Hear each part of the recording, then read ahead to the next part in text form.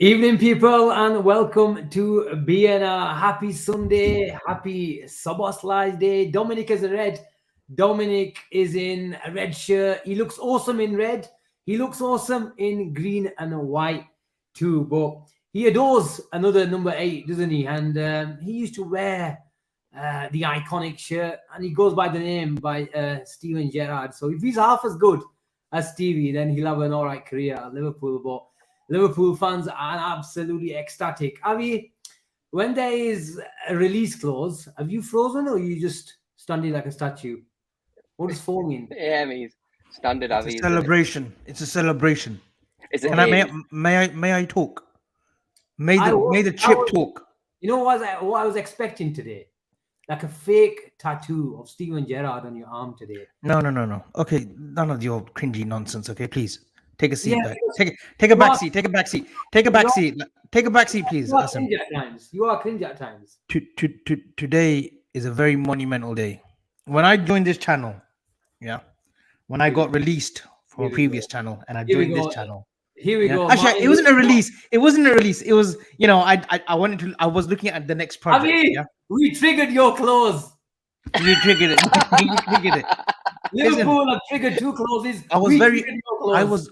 I was very skeptical when I joined because it was a very new project, no subscribers. You outlined your project to me, and you said, "Look, you can work with other channels and whatnot, but we do want you to come on and assist us." And I said, 100%. Saj, Asim, 2 of the loyalist boys I've met in my life in a very short space of time, 2 years, I think. But we've created a bond, and I speak to you guys on the regular every single day. I can't thank you enough. 4K, is huge for us. Absolutely huge. Some other channels have many subscribers, but the love that we get shown in the comments by our loyalists, so many people to name. Ali A, who's been with me since day one. Ali A, he's been with me since day one from the doldrums of when I was Parisian LFC, from LFC Super, from Taib Suarez, from so many people, from your guys, from Keithley, Bradford, so many to name, to Shahid Butt from Pakistan. We've got Ravindra Kenchappa from India, from so much love from everywhere. Kevin Ball, everyone that has Ash, some Ash who's a regular contributor, gives us super chats. We never ask for super chats or subscriptions. We just ask for love and support. And you guys, honestly, we do it for you guys. We don't ask for money. We're not here to provide a financial service. We're just 3 lads who are giving you just content. That's all it is. Whether you enjoy us or not, whether you troll me, banter me, do what you want, but please give support and love to Asim especially. And yeah, the CEO, the one that, my relationship with him down below. But look, you know what? I've got to give him credit, because when he said to me, Abby, look, we would love for you to come and do a few shows with us as well. Do what you keep doing. I go, you know what, Gene? I give you my word. You'll have me. And now look, I'm exclusively only on this channel. And look, we're on our way up. Whether we get to 5, 10K, 15K, 20K in 2-3 years' time, it doesn't matter. We're here. Divyesh Rathod, who I've just followed as well in the last couple of weeks. Kader Ali, a regular. Billy Butt, everyone, Johnny Boy, everyone deserves credit. SA Scouser, pretty sure he's from South Africa. So big love for wherever you guys are. Big love to you lot. You lot make the channel, not the 3 of us. 3 of us, we're 3 ugly mugs who put ourselves on the camera, a little flash toy here as a headlight, a wireless keyboard, and we talk through this little Yeti mic. You guys are the ones that make us. So thank you for that. Gene, how are you supposed to follow that speech from Martin Luther King? I forget if I move on, man. Martin Luther Chip today. Okay, Martin Luther Chip. I have a dream. Gene, I can remember when we called this guy talking about. He said, I can remember when they put the project out to us. Can you remember that phone call? It was a 3-way call. We didn't say, Avi, come, you're going to play on the right side of midfield. We said, look, are you happy to sit on the bench at BNR? And he said, yeah. You gave me the number 8. You gave me the number 8 straight away. They go, listen, you gave me the number 8. And I believe that number 8 was set for someone else, someone bigger than me. But I won't say who. But you gave me the number 8. So please, luck for Dayan today on 4K. 4,000 subscribers. Thank you so much. Cerrone James, look, so much love today. So guys, we've got that out of the way. We'll get into the nitty-gritty. And hopefully me and Gene today, for 1 hour, we'll be nice to each other. I think we will be. I don't think there's anything that we've been disagreeing on. Hopefully you don't trigger me off. Hopefully, don't trigger me off. That's all I'm saying. We're talking about triggering things off. There's a second release clause that we've triggered this summer, Gene. And the thing is about release clauses, they happen so quickly. I know you see some crazy ones and unrealistic ones. Or what was Neymar's release clause, about 200 million, just to put people off. But there is a mark where Liverpool are still interested. And apparently, according to Paul Joyce today in his article, that it did put off a lot of people. But there was only one club for Dominik Szoboszlai, and there was only one club that really showed interest. And it always helps when you've got Stevie G on your arm. And Liverpool didn't really need to sell the project to him because he knows who Liverpool are. He knows who Jurgen Klopp is.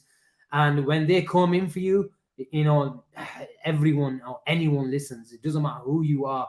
And like I said, Liverpool triggered that clause. And the best thing about these is it happens within 24 to 40 hours, Gene. And Liverpool's Twitter, although Elon Musk did try his best, to spoil it, but nobody was going to spoil Liverpool's announcement today. Yeah, look, Asim, to be fair, you know, you mentioned him as a player, and, you know, I was reading some of his quotes that he mentioned. He's like, look, Anfield was the only place where he turned up. He goes, I'm never nervous when I turn up to any sort of stadium. But he goes, when I turned up to Anfield, I was nervous in that ground. Because, you know, you just goes to show that he genuinely had love for the place and love for the fans of Liverpool, love for Liverpool. And that was a huge factor in him in signing for us. And Jurgen Klopp himself is huge. And Liverpool, look, we generally speaking, if we want somebody and we're willing to pay the money, he will generally come to us because of the magnitude of our football club, the history, the culture, and everything behind of what Liverpool's all about, sort of thing. So, you know, it wasn't for him. It was the minute we went in for him, we're winning. The minute we were willing to basically trigger the release clause, he was ours. And look, I'll be honest, I've been buzzing since the day that, you know, I got told that we're triggering his release clause, because he was one player that I've called out, that not him as a player, but I wanted Liverpool to sign one more player that was going to start for this team. Whereas, like I said, I don't want no players that are like projects. I want a starter. And boy, have we got a starter. The guy ticks every single box. And I just can't wait for him to get started. Come on, man. Look at our front three, and you look at Mac and him behind us. We're going to cause some havoc next season. We just need to get a few more in, and believe you me, we go again hard. And I just can't wait for the season to start right now, I'll be honest. I mean, why do you think Liverpool waited till the 30th of June to really go for it? Some people are a bit skeptical, saying he wasn't our first choice. I'm getting Arsenal fans, United fans message me saying, look, you know, you only missed out on Jude Bellingham, you missed out on Mount, but obviously they don't know the sort of perspective. Liverpool assess their options. And you use the words on your WhatsApp messages to us today, where Liverpool is all about smart spending. Jurgen Klopp has been going with this narrative since, you know, a couple of months ago, and Liverpool have been proven to be really, really smart in the market. And do you think this narrative, this agenda was deliberately put out there in the media by Liverpool? Sometimes they have to let this narrative go out, because especially if there's one signing, you can take a risk and spend an extra 5-10 million. Well, when you need 3, 4, and 5, you have to be a bit more wise. And this is exactly what Liverpool are doing, putting a narrative out there and pouncing at the right time. Yeah, and it makes me think that work was being done prior to the last sort of 48, 72 hours. I think maybe during Carvalho's talks with Leipzig, which we kind of knew 2 weeks ago that was going to be a done deal, like him going out on loan. I think it was whether, you know, they could install a, put in a clause where they buy him out after next summer, and they could, like, you know, trigger something. But we said, no, you know, he's just going out on loan, and then we'll assess where Fabio is with Liverpool next summer. And you have to believe that there was talks either from Dominik's agent saying, listen, my client kind of wants out of Leipzig, or, you know, Leipzig maybe enticing us and saying, listen, there's a release clause here for Dominik Szoboszlai. You know, the player wants out. Maybe if you guys, you know, not saying that we had first dibs, but maybe there was some kind of signal for us to act. And when a player like that comes on the market, or you believe that there's a chance, I would never have thought that we would have got him. I think he's a very special talent. We've said in previous weeks, the likes of Lavia, Churams, the Viegas, very good players, very good young players. This guy, he's been playing for the last 2 years at a very high level. Still a lot to do, still a lot to learn. But he's coming under a coach who loves to be versatile as well, Marco Rose. who likes to tinker, who likes to develop young players. He did it at Dortmund for a season, Even before that, Marco Rose was at Salzburg as well, where he developed himself as a coach, and then that natural path going as a coach from Salzburg to Leipzig. We're seeing it with players as well now. Go to Salzburg, then Leipzig, like we've seen with Dominik Szoboszlai. So we're getting a player that is already in tune with German football. He will know the requirements being with Marco Rose, and it's going to step up another level with Jurgen Klopp. Jurgen Klopp is going to develop him, I think, into a monstrous player.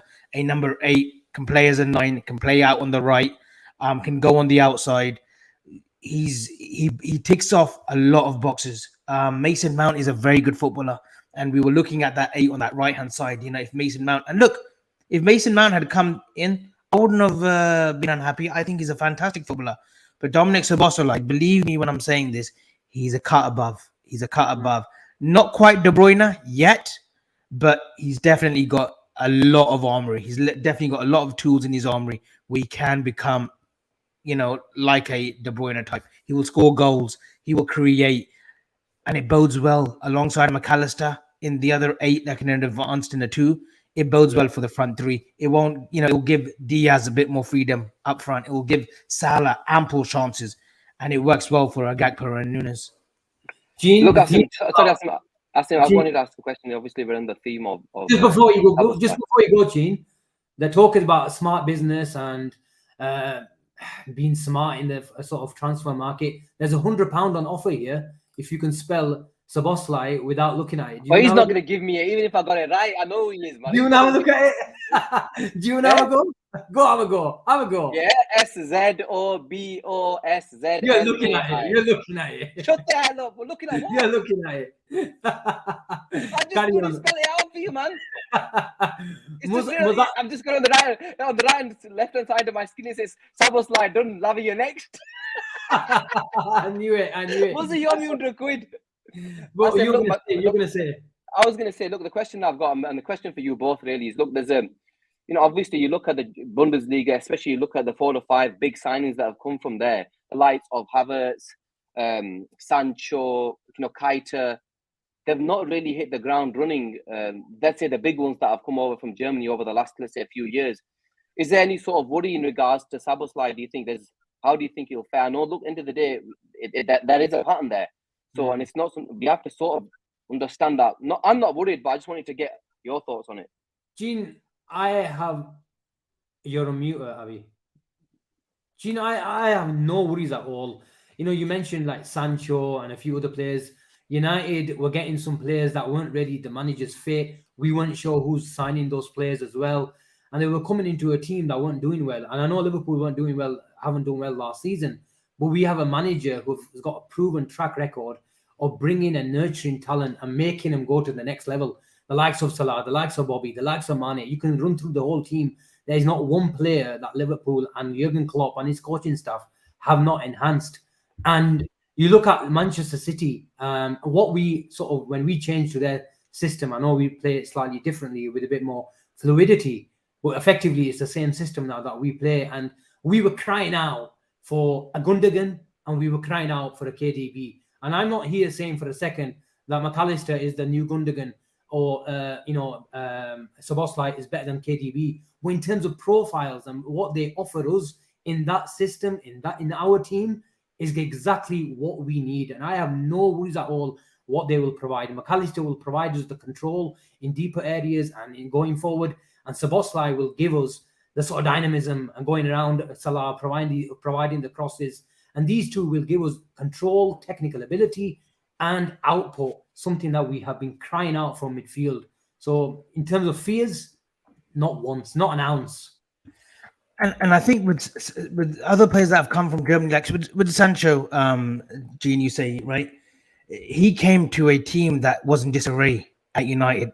Ten Hag's tried to get a tune out of him. I know he's had personal issues, fitness issues, and it'll be telling what happens with Jadon Sancho this summer, whether he stays or whether Ten Hag gives him another summer at the club.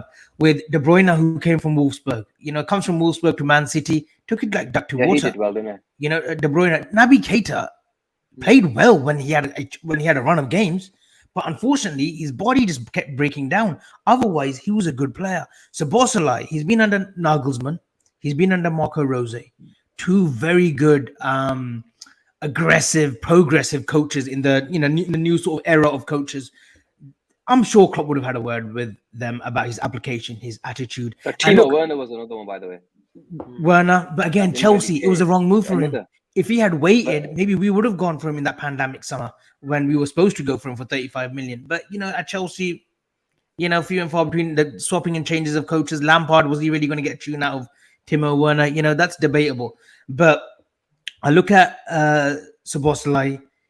We've tracked him since Salzburg as well, guys. We've done a lot of education on him. It's not that we've just seen him at the last couple of seasons at Leipzig and said, yeah, he's a player. We've tracked him. Moby tweeted, in 2020 when he was at Salzburg saying, listen, Liverpool are after this kid, but maybe they want to see how he progresses in the next couple of years. And I think the natural step is to play a couple of years in Germany, and he's a 6'1" machine as well, Gene. And he fancies himself as well quite a bit, like that kind of Ibra type. Like, hey, I'm here, and I want to cement my place as one of the greats at Liverpool Football Club. Yeah, of course, I fancy myself wherever I go. Don't worry about that. No, but with Szoboszlai, right? There's nothing wrong with fancying yourself. There isn't at all. He has that aura. And he's taking the number 8 shirt. And he would have seen that and said, look, Naby's had a bit of bad luck, but he's fancied himself and said, listen, I'm taking this 8. And I said it on Friday, this kid, he backs himself a lot.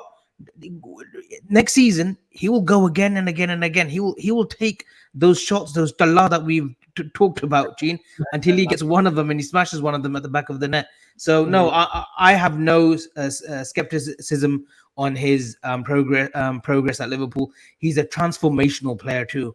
Like we've seen, that's what we're looking for this summer with Liverpool, with Mac, with Szoboszlai, with the Thuram. When they come in, they can play different versatility roles in that midfield area.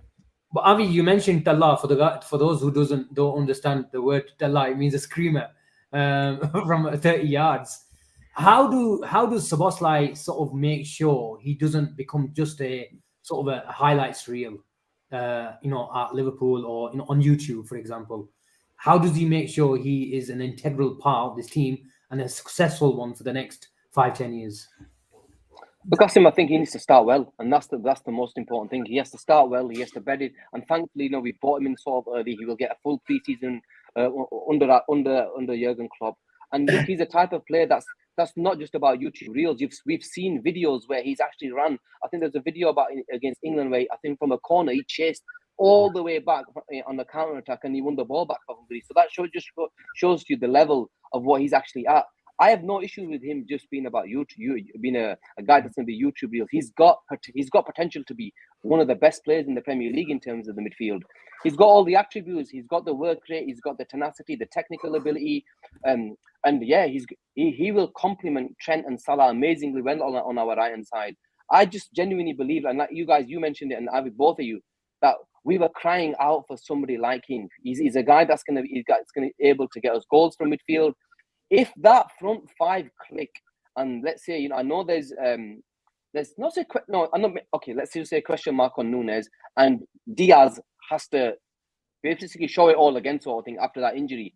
And if these front five with Trent, you've got 6 unbelievable footballers who can cause havoc to any side. If these 6 click and they click very, very quickly, let's say at the start of the season, the first 4 or 5 games, and it clicks, believe you me, we are going to cause havoc, because the players that we've got, and if they all come hit the ground running very, very quickly, boy, I feel sorry for the Premier League, because we have a formidable 6 there. And then if the defense do their job and we bring in a number 8 and a left-hand sided defender, let's say, to cover Robbo or to come into Robbo's place, we look frightening. We really look frightening. I know somebody mentioned in one of the chats that he wants to see our starting 11 for the season. It's completely changed to the starting 11 that we were talking about, let's say 2 or 3 weeks ago, where we probably had Thuram in there and in the right-sided 8/10.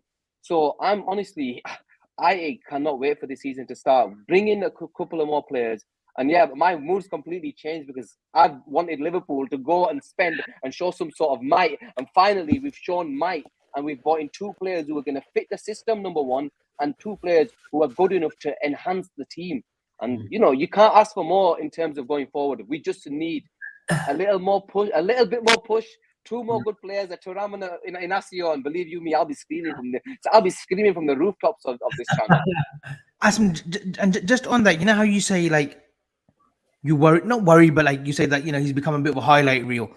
Curtis Jones was a high, and I'm not comparing the two, by any stretch of the imagination. Curtis Jones was a highlight reel under the under 21s and the under 18s. He used to score some magnificent goals, played in a 10. Klopp didn't want that for him in this Liverpool team, in the first team.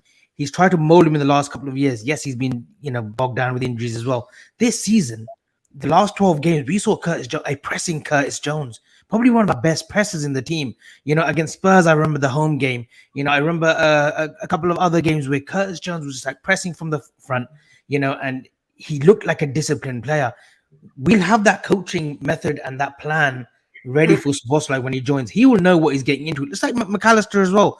McAllister, it will be a different kettle of fish from where they've been at Brighton and Salzburg. When they come to Liverpool, they'll have to adapt, and if Klopp sees it early on with them two, we've got two gems, whether they both start on the first opening day of the season, they should, in my eyes. We had this little debate. They should. Whether Klopp does that, I'm not too sure.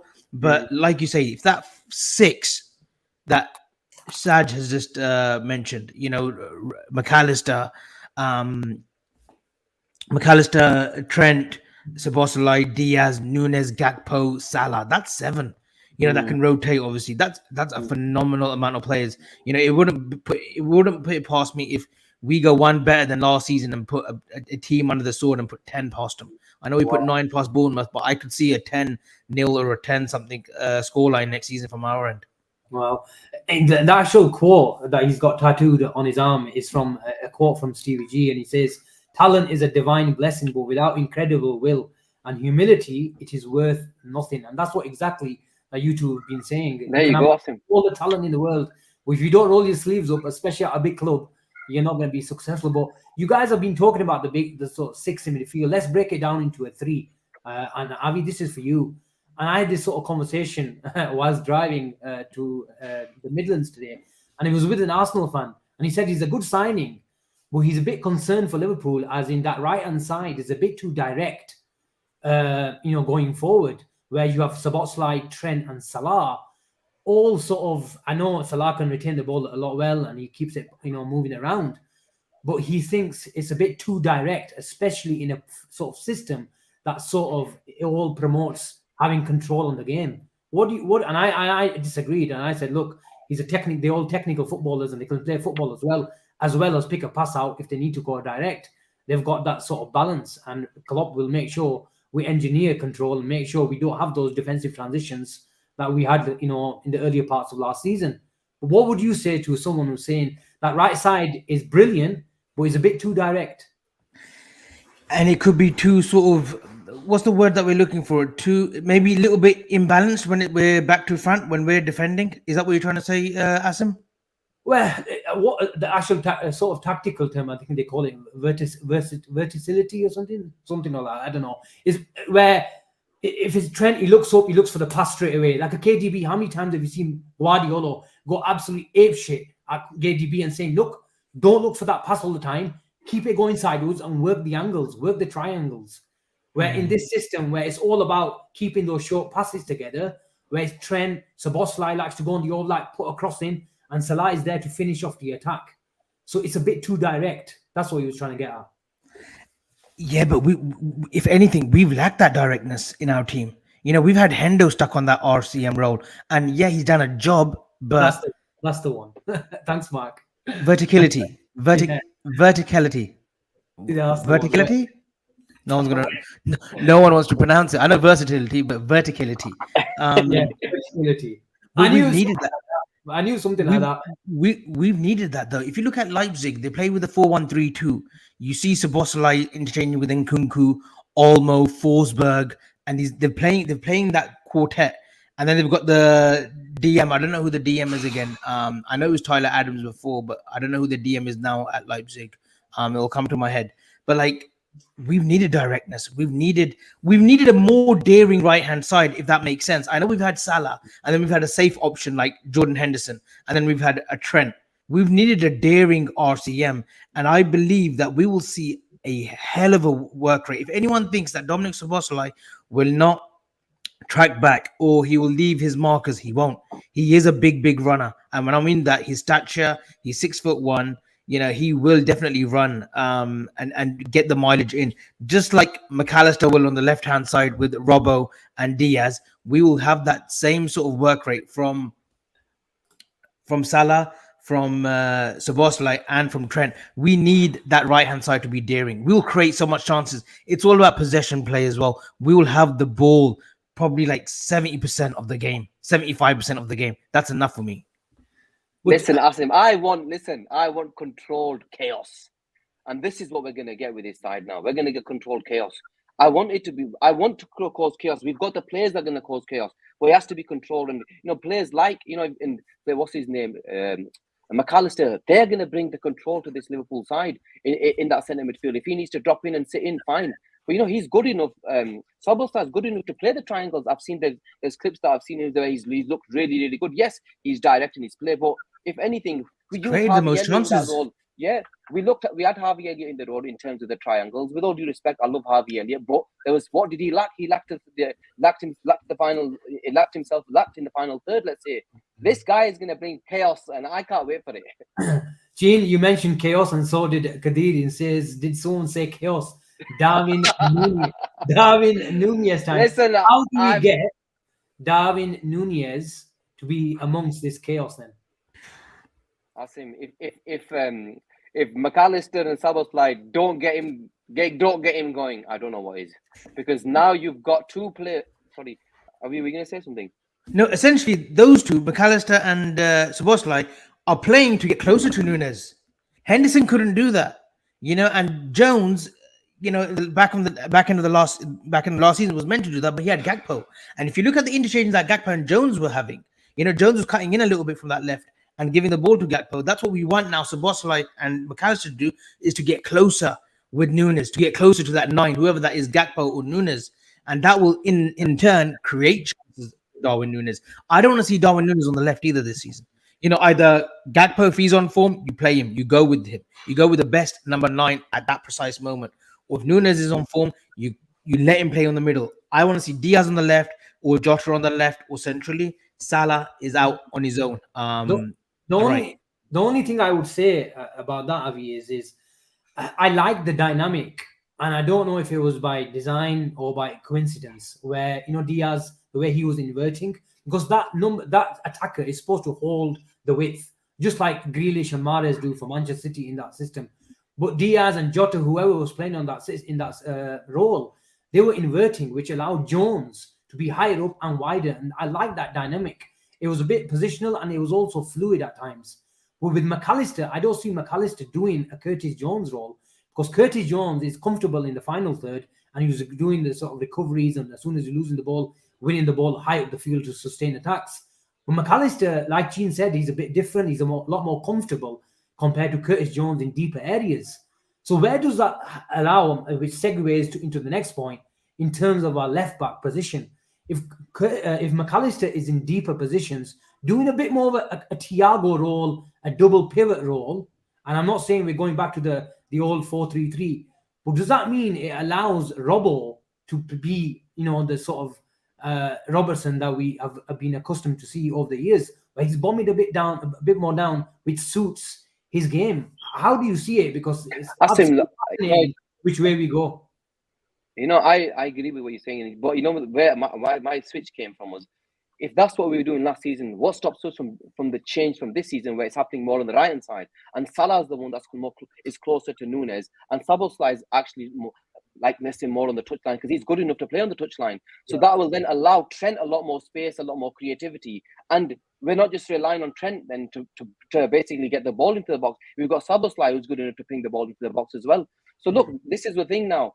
We've got so many players now in our side that, there's a lot of pressure. Trent can, I was chatting to Vicky earlier, Abdul Wakil, for those of you who don't know him, he's one of the lads here, and I was chatting to him, and he goes, look, the onus isn't all solely going to be on Trent now. Trent can actually become the actual controller of this midfield now. He can sit in that midfield, in that 6 now, in the inverted space and control the game. And he's got other players around him, like Szoboszlai, who can let's say putting the ball into the box, whose delivery is brilliant, and he's got a lot more intricacy in his play. So look, there's so many facets to our play now, and it's going to be interesting to see how we do it and what we do it, because Robbo right now, Asim, is the question.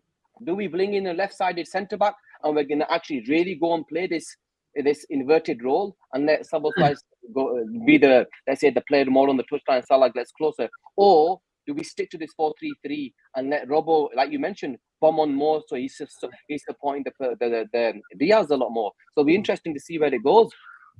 And look, we're looking for variables, Asim. We can't just be stringent on a 4-3-3. That's why we've tried the 3-2-2-3 to get effectively the best out of Trent as well. Yeah. And Klopp may have seen it late, or Klopp was maybe hesitant and needed a push from the coaches that, listen, Trent's getting ripped here. He's getting ripped, a new one here, time and time again, every game. And yes, there were other players around him, the Van Dijks. Konate was in and out through injury early on. There was too much responsibility on him. Fabinho, yeah, but we need a change anyway, and we saw it maybe at Rangers away for the first time. We saw a little bit of change, but it was like more of a 4-4-2, where we've seen now that with the ball we do want to go with the 3-2-2-3. But I think McAllister is probably more suited than a Szoboszlai maybe in this 4-3-3 with McAllister on the left. But that doesn't mean that Szoboszlai he can't adapt. He will have to adapt. Szoboszlai will have to do a lot of learning in the next sort of 3-4 weeks in pre-season to make sure that he's a shoo-in for that right CM role. A bit like Curtis Jones. I think Curtis Jones has come a long way from that 4-3-3 we saw in the 2020-21 season where we had all those injuries, where he was playing okay. He's getting pushed out to the left as well, to the Curtis Jones that we see at the back end of the last 12 games of last season. So we know that players who come to Liverpool, especially midfielders, we saw with Gini as well, they have to adapt more often than not. Naby Keita had to adapt his game straight away. That first season in the 2018-19 season, he had to adapt his game. But unfortunately for him, injuries played a part. I still think we will be looking for a left-sided centre-back. There's a lot of talk, in the last week or so with Bastoni, Inacio again, Colwill we've been talking about. I think I think we are definitely looking for a defender, which would mean another departure in that area. There's talk of Tsimikas going, but let's see. I'm like with Gene, I'm excited to see what we put out in our first game of the preseason. Forget about the first game against Chelsea. I'm excited what we put out against Karlsruhe when we play them. Yeah, 100%. And that's the beauty, isn't it, guys? Where, how many times do we see in the latter parts of the last season where teams came up, whether it's Anfield or away from home, where they were man-marking Trent because they knew there's no Thiago, let's sit on Trent, and it's forced Trent to go into sort of a third centre-back role and effectively, came into Liverpool a bit of a diamond. Well, now, Liverpool, who are you going to man-mark? You're going to go sit on the double pivot. All of a sudden, behind the two lines, you've got Szoboszlai and McAllister waiting outside the box. You've got Salah in a narrow position. You've got Gakpo on the false nine. Like Gene said, there are so many facets to Liverpool's game now. Ball players, technically gifted footballers who are comfortable on the ball. And they won't be glued to those either. Sorry, Gene. They won't be glued to that either. McAllister and Szoboszlai will switch. I've seen Szoboszlai for Salzburg play off the left. He's played on the left where he's had to cut in and then he'll play a cross in with the right foot. So I can see him on the left as well. McAllister on the right. I know Gene will gun me and say he's not right. No, I'm not. I haven't come to gun you today. I'm going to get on today. I promise. No, I'm going to bring a roll out to you soon, don't worry. But we're looking at players now that aren't glued to one position. That's why when we're linked with the likes of a Kefren Thuram, I'm looking at my phone because France are losing 2-1 to Ukraine. There's 10 minutes to play. So hopefully that speeds up that deal, right? But look, Kefren Thuram played as a 6 under when he was at Nice for the season before Christophe Gaultier comes in. He's a very predominant number 6. And then under Christophe Gaultier, he said, no, I think you can be more progressive as an 8. And he played as an 8 now for the last 2 seasons. But anyone that says that we're lacking a natural 6, let me tell you, Kefren Thuram can play the natural 6 and play it very, very well, effectively. Gene, look, I've got a question for you again. Okay, go on. Towards the end of last season, I know we got the results and I know it was amazing. How do you think that these new 2 players coming in with, let's say, in terms of transitions? Because I genuinely believed we really struggled, and I think the results sugarcoated some of our results towards the back end of last season. Where on transitions, I think we really struggled. There was teams who actually walked past us a few times. How do you think the two new players that we've more or less bought in? How do you think that's going to change? What do you think is going to change to stop the transitions? Because we struggled. I felt as though we struggled. Look, I think in terms of McAllister, I think I mentioned in this McAllister in the last show, where I think he's a game changer. He will provide us the control needed to sort of Szoboszlai to express himself. Obviously, like Avi said, they will interchange. Szoboszlai, if you see Szoboszlai's heat map yesterday from last season, he spends a lot of time on the right wing. So I think he'll be doing a Henderson type of role, where he will be on the edge of the box and Salah holding width, and you see that pass from Kanate to Salah, straight down the halfway line. But we don't want Salah to be hugging the touchline on the halfway line. We want him to be between the posts, between the left centre back and the left back. But in terms of McAllister, I think he's a lot more comfortable, like I said earlier, than Curtis Jones. Curtis Jones wins that ball back of 10, 15 yards further up. He's been making that goal to the back post, which has got goals. McAllister will engineer control on the ball and off the ball, because he'll be in a better position alongside Fabinho or a Thuram in transitions, and with Trent inverting as well. So I think, and also you also have to put that in with a better left-sided centre back who's a bit more of a natural defender, a bit more physical than Robo. All these sort of as a collective will improve us off the ball. So, and on the ball, if in tight spaces, the likes of Henderson, the likes of Curtis Jones, not Curtis Jones, but more Henderson. I'm not picking out the captain, but Henderson was all right in the previous system, but this system just didn't suit him at all. And to be fair to him, he did a decent job at being the selfless runner in the team, just to make sure he creates space for the others. But Szoboszlai will attract people to him. McAllister will attract people to him when we get the ball, creating space for Salah and these guys. So we're not just going to be better off the ball. We're going to create more opportunities naturally, because we've got two footballers on the edge of the box who are a lot more comfortable in tight spaces. I think Avi made the point as well. He basically said, now, I think hopefully in terms of possession, our possession percentages should go up drastically, because there was times where I felt there was, we lost control of games, and now because we'll control the game a lot better, the ball in the opposition are not going to have the ball as much. So hopefully that will, counter the argument that the opposition will have many, let's say, transitions where they're on the attack. But yeah, Avi, you're going to say something. You know what would give me more joy than anything else for once? Like, even like that run that we had on the back end of the season where we were just like beating teams, we never took full control of the middle of the park. And there's a documentary that I love watching over and over again. Spain are my favorite sort of national team. They've been for a long time, since like Euro 96, right? During that era of 2008, 2012. Sure. It was. I've got the shirts to prove to you. Let me tell you that. Yeah, You get those two Bugs Bunny teeth. Don't worry about that. There you are.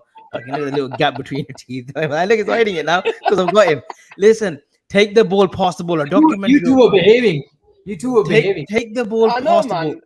Take the ball past the ball from Pep Guardiola. He said, all I ever dream of is possession. Possession. I just want to keep the ball. I want to bore the death out of my opposition. And I hope this season, with the ball players, with the possession players that we've got of like Curtis Jones, like a Thiago, like Szoboszlai, like McAllister, just keep the ball at times. Keep the ball at times. We don't need to go with this gung-ho approach and go and score another or take another shot. Just keep the ball in the middle of the park. I want to see control this season from that period of when we're winning a game, from that 60 to 80 minutes, that 20-minute period. Just kill the game off. Bore the death of the opposition. That's what I want to see. Gene, two questions will come. Avi mentioned Thiago, and Thiago is an interesting one because I don't think Thiago. I don't want to talk about Thiago, man. We'll come to Thiago, we're ready to let go. Thiago, we're ready to let go. This is going to get. I'm just thinking it to him. No, but look, joking aside, Gene. Joking aside, we'll come to Thiago first, but just to finish on Big Dom. Hindsight is a wonderful thing. Combined outlay for Liverpool's two signings is 95 million. Jude Bellingham, 88 million, and around 100, rising to 115. Who would you have taken? I know hindsight's a wonderful thing, but The question now to you is, who would you prefer, McAllister and Ho Szoboszlai? gaya, Ukraine ho gaya, 3-1. 3-1 to Ukraine. Anjay. Gene, happy, man. He's happy. Putin will love that, won't he? Gene, It's 3-1. It's 3-1 to Ukraine. Sorry, boys. Sorry. Thuram's coming, yeah? I know you Thuram like next week. Ho gaya. Get your little graphic work done as well this time with the Elon Musk or Bill Gates. Use Bill Gates this time. Gene, the question was Jude Bellingham or Szoboszlai and McAllister. Listen, F Jude Bellingham, man. You think I give a shit about him right now? All I care about is these two players. Look, Asim, I'm not gonna lie. At the time when we were going for 35 million for McAllister, and everybody knows I love McAllister, Argentinian World Cup winner, yeah. And then we go and sign Szoboszlai for 60 million, 95 million for them two players over Jude Bellingham. Look, I'm really happy with the two players that we've signed, and for the fees that we paid for these two. So you know what? I'd take these two over Jude Bellingham right now. And I know people, and to be fair, look, I wanted Jude Bellingham. I'd be lying to say I didn't. But I was never the one of going out and spend 125 million pound on him. I just thought it was too, especially this summer where we know there's so many, what are you laughing at now? No, the missus was interrupting. He said no to toast. You saw that? Too many carbs. Too many carbs right now. To be fair, look, I'm just happy that we've got the two players over there, and yeah, I'd go for them two over Jude Bellingham. Avi, same question to you. The fees, sort of, despite the fees, forget the fees for a second. Would you have preferred Jude Bellingham or these two? You know what? I would have taken Jude Bellingham. I think Jude Bellingham is unbelievable. I think he's unbelievable at the age of 19. But look, I'm not complaining by any stretch of the imagination. Mac and Dom is a smart business. If it was Jude and that's it, if it was only Jude and no one else, then it doesn't make any sense. Jude Bellingham is a fantastic footballer. I wish him well. No negativity towards him. We couldn't get the deal done. He's gone off and he will play for Los Blancos, the white of Real Madrid. Fair play to him. As for Thiago, look, I love Thiago. Don't get me wrong. I love him, since Barcelona days, since Bayern Munich. He's unbelievable. Unfortunately, the injuries let us down. And yes, we can keep him in the squad and rotate him. If that's the plan, I don't mind.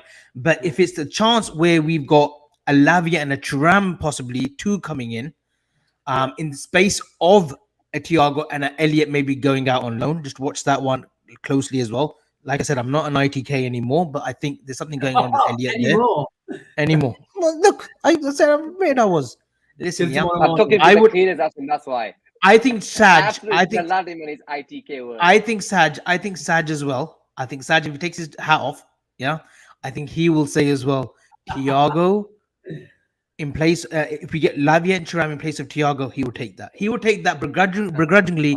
He would take that. I think we would all take that.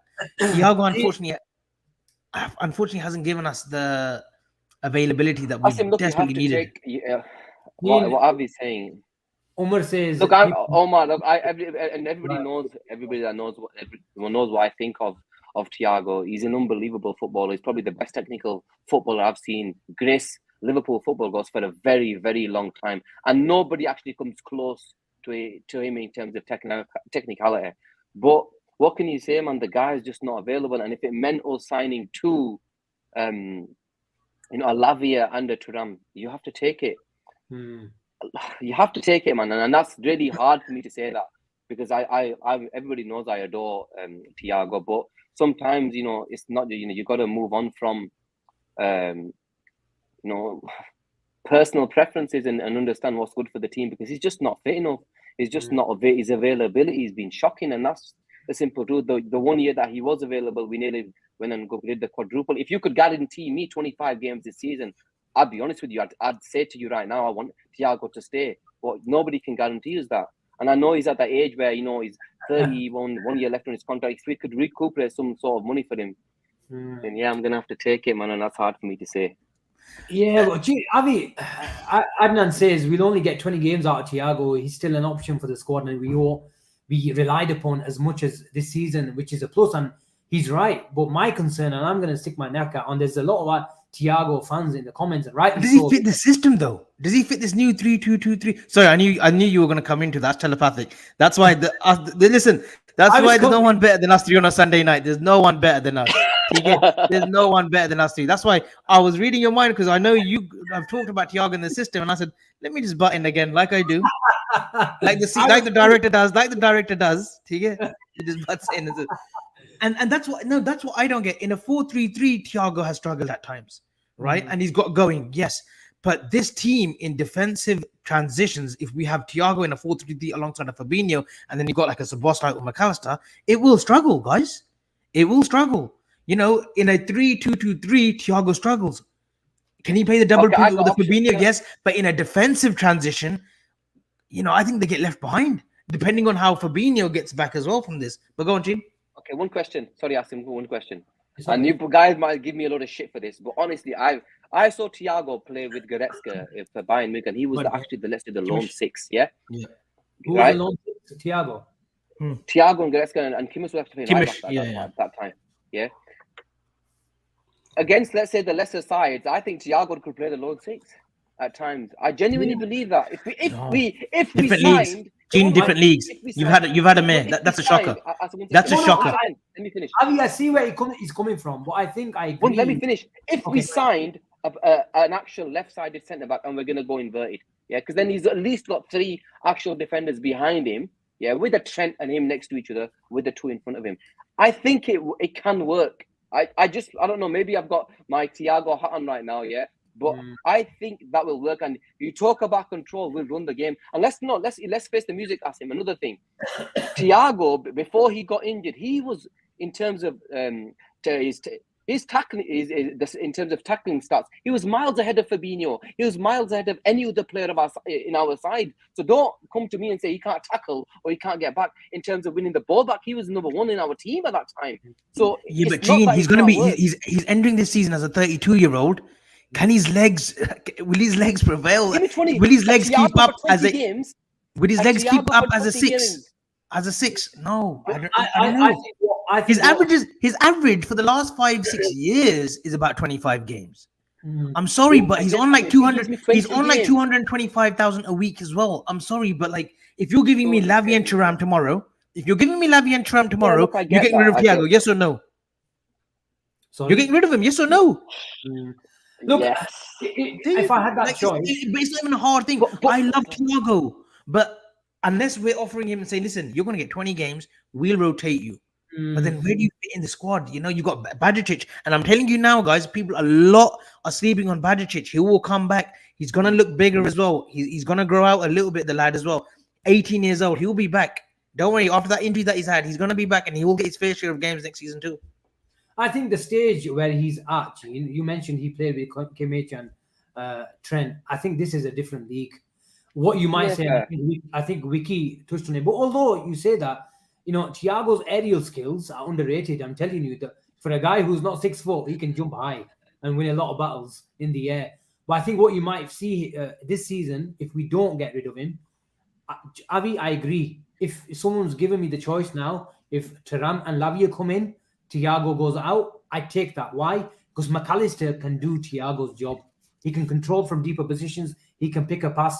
And with sort of Trent alongside in the midfield and Szoboszlai and McAllister in front of him, they can engineer control and pick a pass between the lines. But in terms of Thiago, what you might see if he doesn't leave, then I think what Vicky touches on is, James Milner and Henderson came on to, see the game out for the last 15, 20 minutes. Milner comes on, gets his customary yellow card, and we get the win.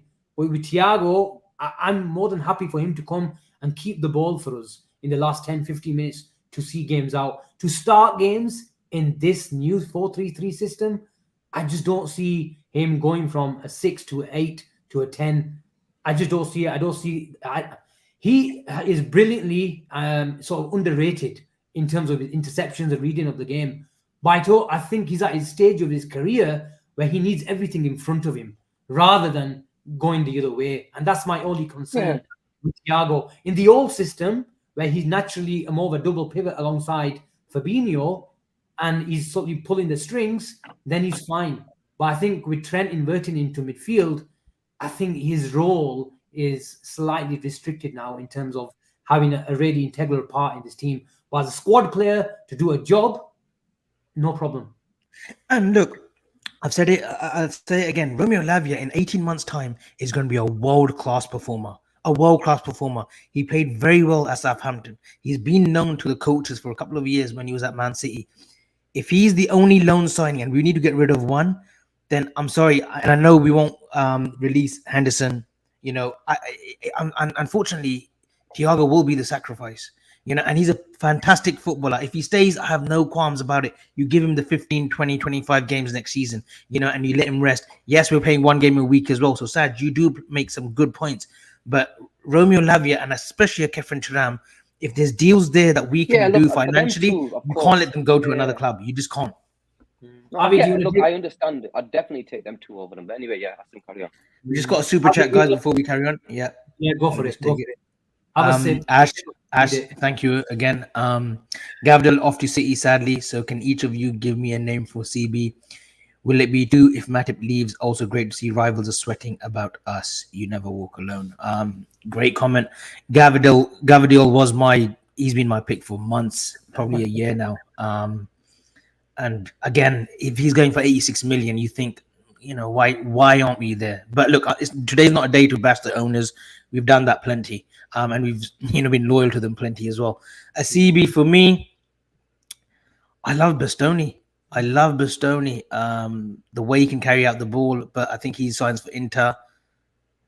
He wants my pick, right? I'll go with Louis Colwell. British, young, had a great season at Brighton, fits our mold, and this gives me a little bit of young Rio Ferdinand vibes as well. And again, a confident player on the ball. That's what we want. We want people who are confident on the ball. Louis Colwell for me. Gene? Look, I think Colwell, he's the one that makes sense, doesn't it? But I just think the difficulty of the deal might be hard. I think they're going to demand a lot of money for him as well. I was willing to go a wing. But they're still going to demand, I think. Yeah. They're still going to demand. He's an English under. When you look at Mason Mount now going for 60 million with a year left, 60 million. It's gone astronomical again. It's gone stupid 50, again. 50, I don't think they're going to want less than 60 million. Because Chelsea, they're at a crossroads as well. They don't know what's going to happen with him. So I'm a bit like I look, if I could sign anyone bar Guardiola, he'll be my number one choice. Colwell. Definitely, without a shadow of a doubt. Yeah, 100%. Me and you agree, Avi, for once. I really like Bastoni. 2 years left. 2 years left, that's the same. 2 years, yeah. Wow. Yeah, I think you're right. But what I would say is I think the club and Jurgen Klopp's coaching staff and the manager himself really like Colwell. Really, really good centre-back. But I agree with you guys. Chelsea are a difficult club to deal with. We've already seen it with Mason Mount. Whether they've priced us out or we've just simply walked away, you know, something's happened there, hasn't it? It goes without saying that Chelsea are a difficult club to work with. But I like Bastoni. I think he's a very cultured left back. Oh, Bastoni is just pure class. Reads the game really, really he's well. Just pure class. I think he has. Is there a chance, right, where we get a stopgap, like a stopgap signing for a year in a centre half? Look, and I'm not saying Sergio Ramos is by any stretch of the by any stretch of the imagination available to us, but a player of that ilk, like a 30-plus-year-old, just coming in stopgap for a year before we go big next summer. Is there a chance we do that?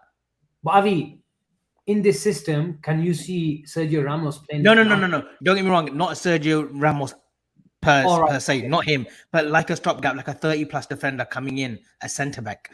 I don't mind. Phil Jones is available. Harry Maguire, like someone of that ilk.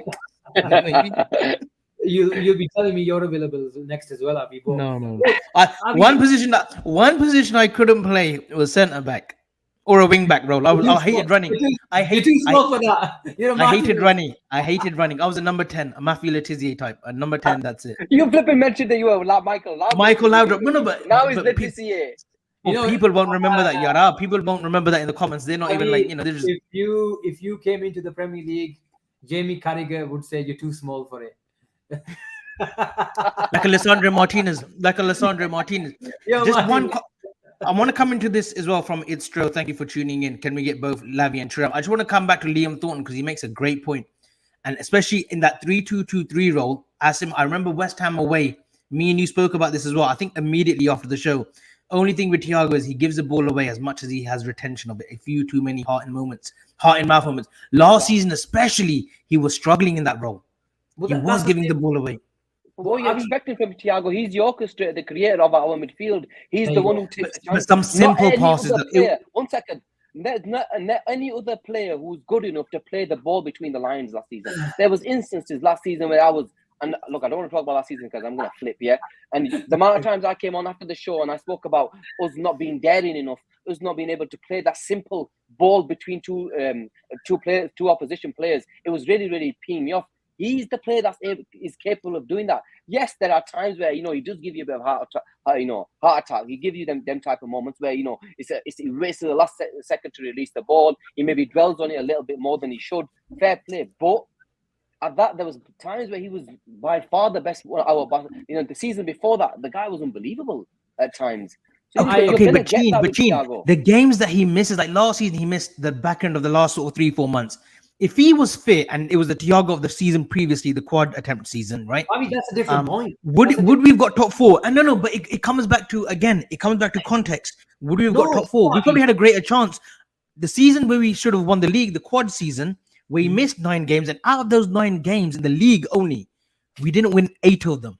If Thiago had started 1 or even was available for some of those games, we win the league with Thiago because of the form that he was showing. Now, for me, I'm in that space. I'm in that headspace right now that if he gets an offer from Saudi, it's a great amicable agreement for both parties. He gets a great payday for the next 2 years. We get space to bring in 2 midfielders, a Lavia or a Tram, and we'll come to that now. But I'll let you go, Asim. I agree with you. I said it earlier, if someone gives me a choice between if he sort of amicably leaves the club and we bring Tehran and Lavia, I take it right now, every day of the week, twice on Sunday. But you have to, when you talk about Thiago, nobody is sort of questioning Thiago's quality. And what that comment said is he loses the ball too many times. It's like Chin said, if you're going to be the orchestrator, you're going to be the dictator, you're going to make so many passes and you're going to, at the end of the game, how many times we've seen it similarly to Trent, the amount of passes in terms of his stats will be top of the categories, but also he'll be on top of the charts for when he loses possession. Well, that is the risk and reward when you take and you go through 1 or 2 people in the team where you feed them and make sure they make the line breaking passes. But you just have to make sure is 9 out of 10 times they will deliver. They will have some bad days. Every single player has bad days, but on most weeks they will produce it for you. And that's why you keep giving him the ball in positions where they can hurt the opposition.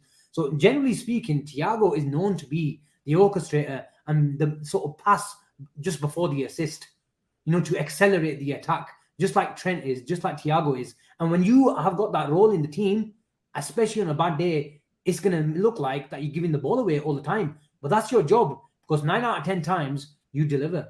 But do we not think that Curtis Jones or McAllister can play that role? Who? The pass before the assist. If Thiago does leave, Jones and McAllister could step up and play that role. No, McAllister can. Bajicic can play that role, because Bajicic for me is for me. Bajicic will be an 8, not a 6. He will be an 8 for me. Who? That's how special I think the lad is, Stefan Bajicic. I think he'll be an 8 instead of a 6 for me. It's like 6/8. I just want to address. He's more of a 6 than an 8, man. At the moment, I agree. And I think that would be his position, Avi, because I think the 8s now /10s, let's say, I think we've got enough of them now. So if there's a position that we need, it's a 6. We need him to be a 6 first. And Curtis, I don't think Curtis is going to be like McAllister. He likes to be in higher positions. So I don't think Curtis has tried to, and you're right, he tried to make him the Gini Wijnaldum, but I think he suits this role. He's making that run from the back post. He's got a few goals under his belt. So keep him there. He likes playing in those positions, just outside the box, comfortable on the half turn, behind receiving it behind back to goal. But I think McAllister, Avi, is a lot more comfortable in deeper positions. Leave Curtis where he is. Fair enough. Just want to get some comments out from M. Tarmizi. Thank you, our friend from Brunei. Big up, gents. What about Antonio Silva, Benfica? I personally think he's brilliant. A cut above Inacio as well, but 60-70 million. Benfica always play hardball. We haven't got that kind of money, unfortunately, to pay in one go either. I want to come back to It's Stroh's comment from about Lavia and Thuram. Jean, I want to ask you, in an ideal world, do you see both happening, Lavia and a Thuram, or do you see it's one or the other now? Do you see that Nice are going to play hardball with Kefren Thuram, whereas Southampton, we've been there, we've been around the block one too many times, with a couple of signings that we've made. Sorry, I had to refer to around the block. But yeah, is that a player that you think is one or the other or both? I think a lot. I think it's going to depend on the outgoings, like you guys mentioned earlier. If Thiago's going to go and we're going to cash in sort of thing and take him off the books in terms of his wages, I think we go for both. And I would love that, because that would mean real intent in the market. We go and sign two starters, two potential starters who've got the world at their feet, sort of thing. That would be some sort of statement. But no, if we're not going to sign a centre back, because for me personally, right now, I know you've mentioned previously on the show that Kefren Thuram's close. We've had the Southampton journalist from the Athletic come out today that's saying that I think today or yesterday saying that Liverpool really, really want Lavia, and Romano's mentioned it a few times. So it seems that these two were definitely gonna we're in hard for them. So I can see us getting both, but a lot of it will depend on outgoings. I think we will get one through the door pretty quickly, depending on what happens with the others. Let's say if a Harvey goes out on loan or a Thiago goes, then close to the end of the window we'll bring in the fourth. And I remember Moby coming onto our show saying, "Don't be surprised if we sign 4 midfielders." So that's one that we've got to wait and see, sort of thing. But please, number one priority for me right now, I want a centre back, guys. And I know we've spoken about Colville. We cannot rely on a Matip and a Gomez. Let's face it, guys. 2 guys who were completely off form, who weren't great. Matip's going into his final year of his contract. And can we actually rely on Konate? Even more so when Trent's going to come into inverted space. That's a lot more running for him. He's we're asking a lot from him now. We have to sign a centre back and a really good one that's going to be good enough to come and start. Hence, I want us to spend the money on spend a lot of money and go hard on a centre back. Liam Thornton, the player is in our own ranks. Jarell Quansah with the guidance alongside Van Dijk and Konate should not be ruled out. Big pre-season. Liam Thornton, I've chalked up Jarell Quansah quite a bit now as well. Had a great loan at Bristol Rovers, but I do believe he'll go out on loan again. I think to a championship level team. There's a lot of inquiries for him again.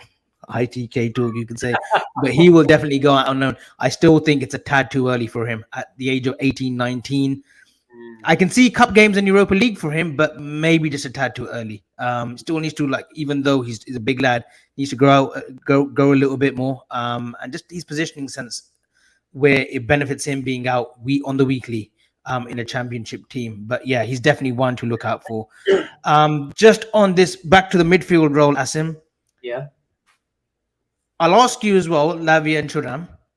Is it one or the other or both? But Harvey Elliott now.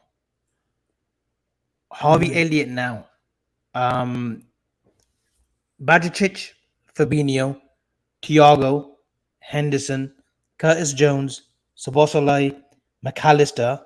Anyone else that I'm missing, guys? Thuram or...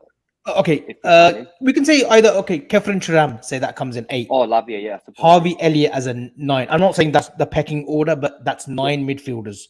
Tyler Morton, I think another loan, we may be sold. But Harvey Elliott, surely now we've got to ask questions where he fits in. Will he get the regular game time that we want from him as a 20-year-old?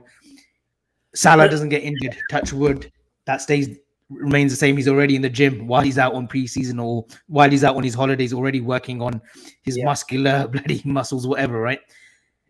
Harvey Elliott, where does he fit in? And then we'll go back to the Lavia Thuram. With the Lavia and Thuram, it's interesting which sort of direction Liverpool go. I think if we get Lavia and Thuram, like Gene said, it depends on the outgoings, but it also depends on how big we go on the centre-back, the left-sided centre-back in particular. If we bring in a cheaper option, I can see them going for Lavia and Thuram because we've bought the 2 starters, haven't we? McAllister and Szoboszlai. Then we needed a backup to sort of Fab. Is Lavia good enough to start over Fabinho at the moment? I'm not so sure, but he's a project signing that can turn out to be a world-class signing. What we do need right now is sort of a guy who's a bit more further into his development, in it like a Turan, who we can mold into a 6 and make him into a progressive 6, and then sort of turn him to be a destroyer, if you like, as well. So it just depends which direction. I can see them bringing them in. I think still we do have the finances, and the need to really go for it this summer, because honestly, I'm just sick of tired. I'm not going to bring FSG into the argument. I know we like to do that sometimes, but not tonight. But this is been a brilliant start. We just need to sort of go ahead now and finish the job, and to make it into a brilliant start into an unforgettable summer. But I think it just depends on how big we go on the left side of centre back. If we bring in someone like an Inacio, or I don't know, Bastoni, spend 40, 50, 60 million on that sort of defender, then I can see someone like Shimikas leaving, and then we bring in someone like a Pavard in on the other side to sort of back Kanate and play second fiddle to him. If someone like Gomez or Matip leave, I'd be And happy. that's smart business too. Go on, carry on. But that's a smart signing. Carry on. Yeah, and I'd be happy with that. But in terms of Harvey Elliott, look, for me, I've always said I don't see him as being an integral part of Liverpool's first team. Can he be a Liverpool squad player? Then yes. Can he be? The funny thing is when we change the system, it should have suited Harvey Elliott to spend more time in the 10, sustaining attacks. His sort of off the ball stats are very, very good, just like the way it suited Curtis Jones. But Curtis Jones had a bit more physicality in tight spaces. He's a bit more comfortable. He's a better fit. There's no doubt about it. And he's a bit more comfortable going wide with Diaz and Jota inverting, like I explained earlier. But on the other side, we don't want Salah to be wide and Harvey Elliott to be, in that sort of half space all the time. I can't see it happening. Yes, sometimes just to drag the opposition out, Salah needs to do that. But as a general sort of tactic, I can't see it. And with the sort of Szoboszlai signing coming in now, Szoboszlai can play in any system, in any role, half space, on touchline. He can do everything. So obviously it's going to inhibit his progression at Liverpool. Can you see Harvey Elliott going on loan? I wouldn't be totally against the idea, because that is the only option that he can play. I don't like Harvey Elliott playing on the wing, because I don't think he can go on the outside. And I know fans was going about it on Twitter saying, I think he scored a goal for England the other day where he showed a bit of the defenders were like just like you. Yeah, exactly. So I know he showed a bit of a turn of pace, but generally speaking, he struggles to go on the outside of the defender. So there's only one position where he can play 8/10, and he lacks a bit of physicality in sort of tight spaces. But I think being in the Europa League, it might suit players like Harvey Elliott if they stay at the club, because they can get some Europa League sort of minutes. And that's all he can do, can't he? If he stays at the club, he can get some and give a headache to the manager. And that's all Liverpool need. And someone mentioned in the comments that now we're building a squad. And yes, we are the Champions League, but I want Liverpool to really focus on the league this year. If it means giving the Salah and these guys one game a week, then so be it. I want the Premier League. The minimum required for Liverpool is top 4 and less challenge City, because if anyone can, Liverpool can, because we proved it, being absolute shit one season, then being absolute brilliant the next. And I have full confidence. But in terms of Harvey Elliott, I can see him being a Liverpool squad player, just to sort of cut a long story short. And Gene, just want to come back to this a comment from Dominic Lawson. Judging by what Elliott has said, he's happy in any role he would have in the team, and if that means being on the bench more often than not, I don't think he's going to be affected too much. But surely as a young lad at the age of 20, and we've got one game a week, look, we don't know whether we will go far in the domestic cup games. Usually, we don't, we get knocked out by the second or third round, apart from the season that we did the double. The Europa League, he'll get 6-8 games there before we get into the knockout stages, presuming that we do. 10, 12 games, 15 games, a few sub appearances here and there. That's not enough for him, is it, Gene? I mean, he needs a 40-game season, a regular 40-game season. And he was left out of favour at the back end of the season as well, where Jones was preferred, where Fabinho was preferred, where Henderson was playing. And he was only having a few appearances here and there.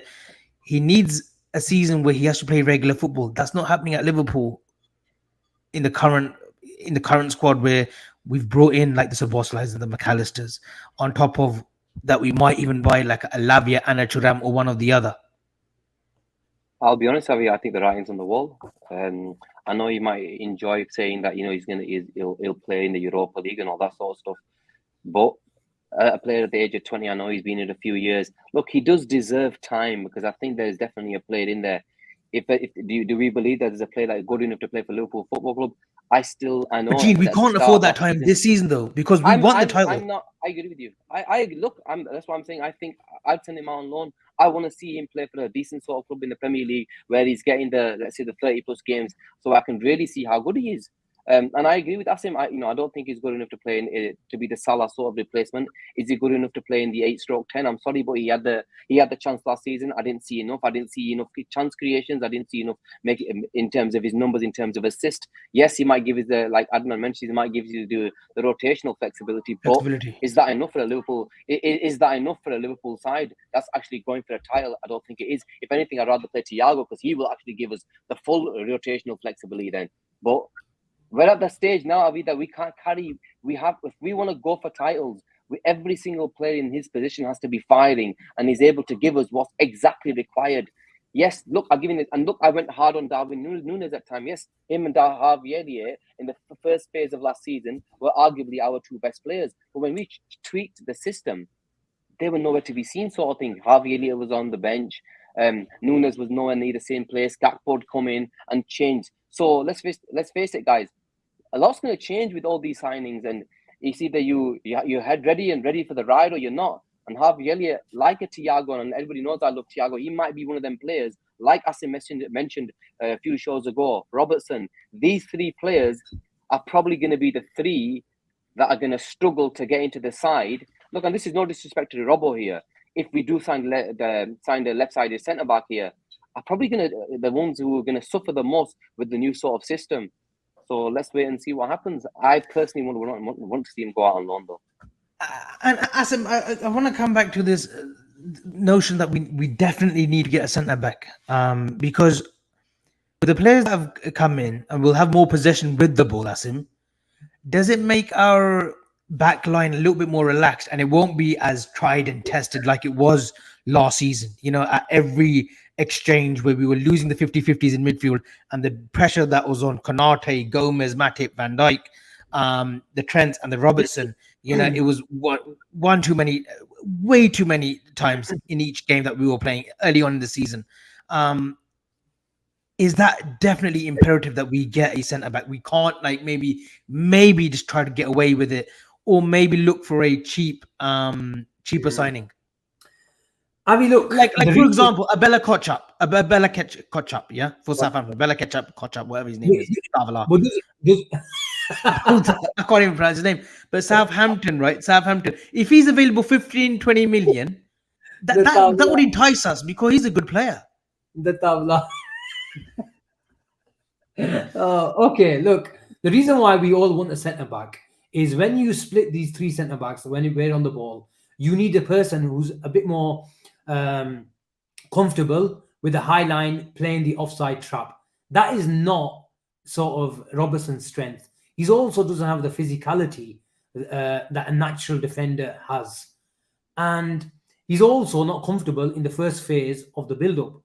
But this year, you might be able to get away with it. Why, Avi?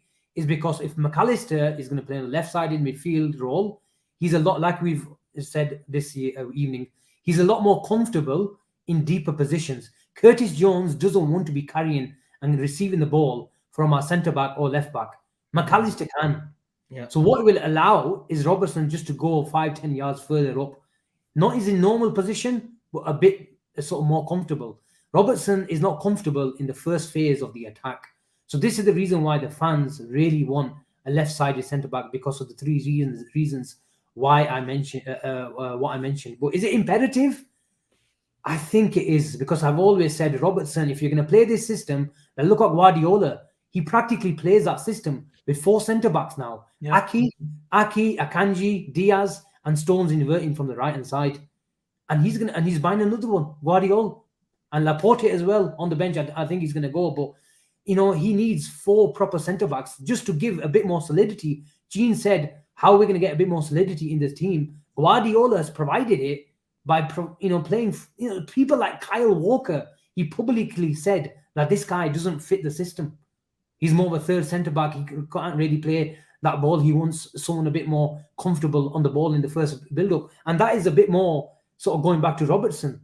But is it imperative? I think it is, because I think Tsimikas and Robertson, if you're going to play this system, they're too similar. We need a one fullback / wing back, and we need a centre back / fullback. But if there's another Wiki, I was talking to Wiki about this today. Oh, you talk about Wiki as if he's a regular. The people in the comments, 99% of them don't even know who he is. So either get him on a show, because we all hear, even Gene saying Wiki. Either get Wiki in, or Wiki shit himself, or Wiki our tactical genius, man. That come on the show. Get him on then once. Wiki's like the Stig on Top Gear. Nobody knows who he is. People think that you're referring to Wikipedia. People think that you're referring to Wikipedia rather than Wiki. Put it in the comments, man. Oh, there he is. Wiki, can you come and be our Stig? Be our Stig today. But Wiki 10 Wiki as if he's a legend or something. Get him on then one day. Avi, he says he's the brains and he knows it. Oh yeah, I gotta give him credit, man. The guy is the great brains. lad. Avi, but here's another one. And if we don't buy a left-sided centre back, can you see someone like Joe Gomez on the left-hand side? I can. Against his first stint under Rodgers. And 1 minute, Gene. Context as always before you. Look at this idiot with his hat. Show us the hair. I want to see your new hair transplant. Or is that happening in September? Where is that? Oh, sorry. Releasing too many secrets on Gene. Making a comeback like Salman Khan. Chalo, TK, listen. Just a quick one on Joe Gomez. Can I see him playing on the left? Yes, but can he be trusted now with those legs? No. But under Brendan Rodgers, the first 4 or 5 games of his, when he came from Charlton, were on that left-hand side. But yeah, look, Gene is right. We can't be relying on Joe Gomez. We can't be relying on Joel Matip. We can't be relying on... I don't want to be saying at the end of the summer, like Gene and like yourself, Asim, if only we had brought a centre-back in. If only. I don't want to be saying this next summer where we've missed out by a point or two, or we've leaked some goals, or Van Dijk's had an injury, or Konate. Because Konate needs a season where he can play 40 games a season now. We can't get him missing for 2 months and he comes back and then, he's good for the rest of the season. We need a fit and firing Konate from day one.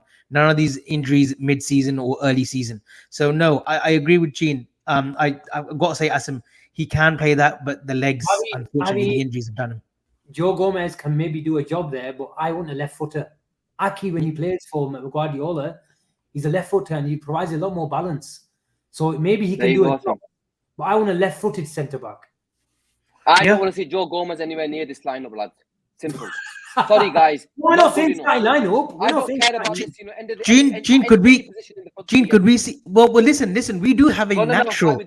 We do have a natural centre back who started off his career there, a young Stefan Bajicic, who started off as a centre back. Gene, you can laugh all you want. He could be an option. And I'll tell you what we could do with Bajicic when we play with a 6, right, with 2 6s or a 6. And Trent wants to go forward, Bajicic can slip into that right back role. He could. Not advocating for it. I'm just saying if you don't bring centre back, I'm just looking at variables. But no, look, we need a left-sided, cultured centre back like a Bastoni, a Nasio. Antonio Silva would be brilliant. So let's see what they do in the summer. There's a comment here by LFC Tenerife. Hope it's sunny where you are in Spain. Agree on Harvey, but then you have to be equally harsh on Jones as well. What has he shown to be part of LFC other than a few games at the back end of a dead rubber season? Asim, I think this alludes to you saying that he's a better fit physicality. Yeah. And he's a better fit in the system of a 3-2-2-3 when we've got the ball than a Harvey Elliott is. But are we being harsh on Harvey Elliott here? Look, no, he said we're right to be harsh on Harvey Elliott, but we also need to provide a bit of perspective for, Curtis Jones, and he's right.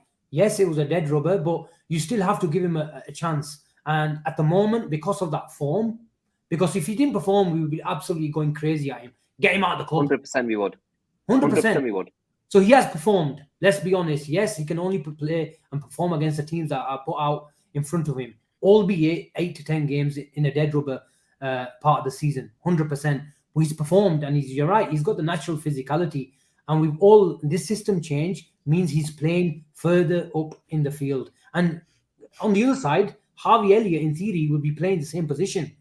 But I think this dynamic really helped him, because with Diaz and Jota being on the inverted sort of wingers, attackers, if you like, and which allowed him to get a bit more space on the outside and then attack the box when in the different phases of the attack. I think that dynamic really, really helped him. Whether he gets that now, I don't think he starts. Let's be honest. So he needs to take his game to another level to give the manager a headache, because McAllister, for me, he starts in that position. Curtis Jones. And go on, Chin.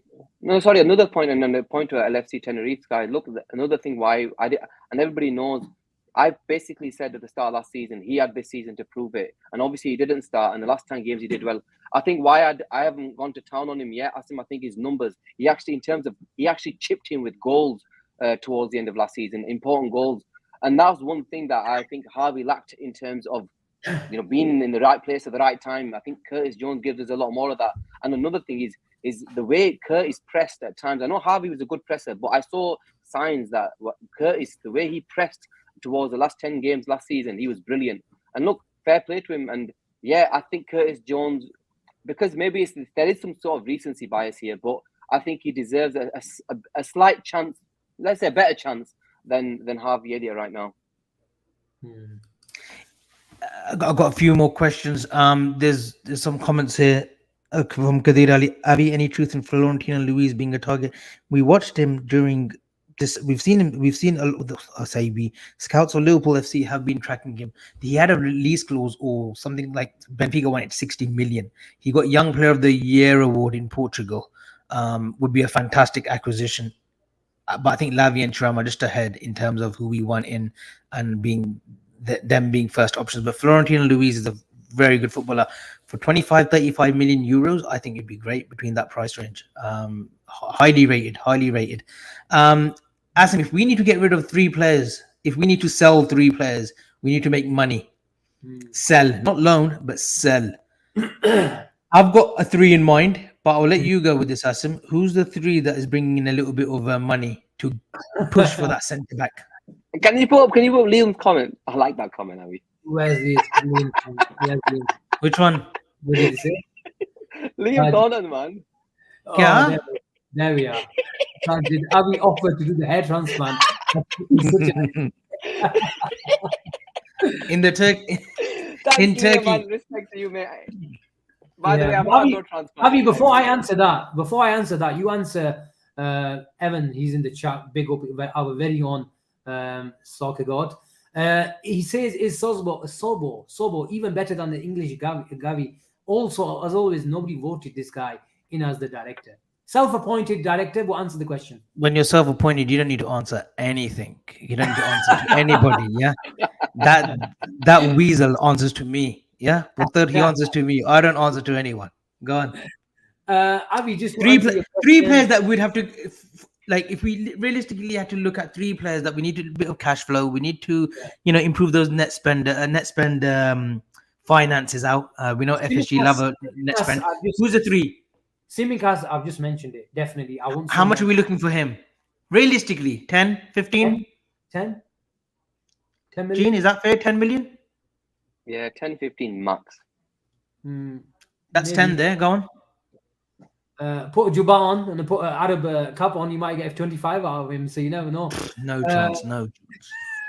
You can send him to Saudi, Avi. You can send him to Saudi. Listen, the Saudis are billionaires and maybe trillionaires, but they're not stupid. Yeah, they're not offering us 25 for Tsimikas. No chance. Although Ruben Neves, 50 million, that was crazy money. I think the problem with Liverpool is they don't have a lot of sellable assets at the moment. The Kelleher talk has quieted down a lot as well, so maybe he's.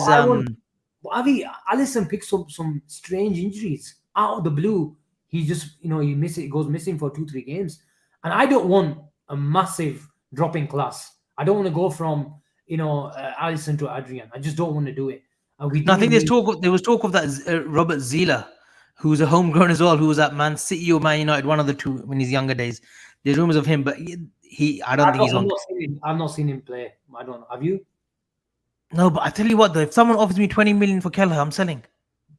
I think he's a good goalkeeper, but people have overhyped him as well. Those goals that we conceded against Southampton, I get it, ring rust, whatever you want to call it. I think if we get 5 to 7 million for Matip and use that No money chance. for Pavard, Pulija, maybe on a free, he's 33 now, 32 now.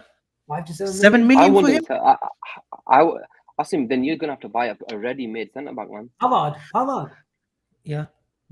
Yeah, maybe. But Pavard's coming on a signing on fee, which would be about 10 million, and then his wage as well, which is about 200. He'll come on 200. He's 27 still. Pavard, 200? yeah, I believe he's on about How old 150 is that? by 27. Oh, is he He demands 27? 200 grand. I think Benjamin Pavard will demand 200. Rende Sotei.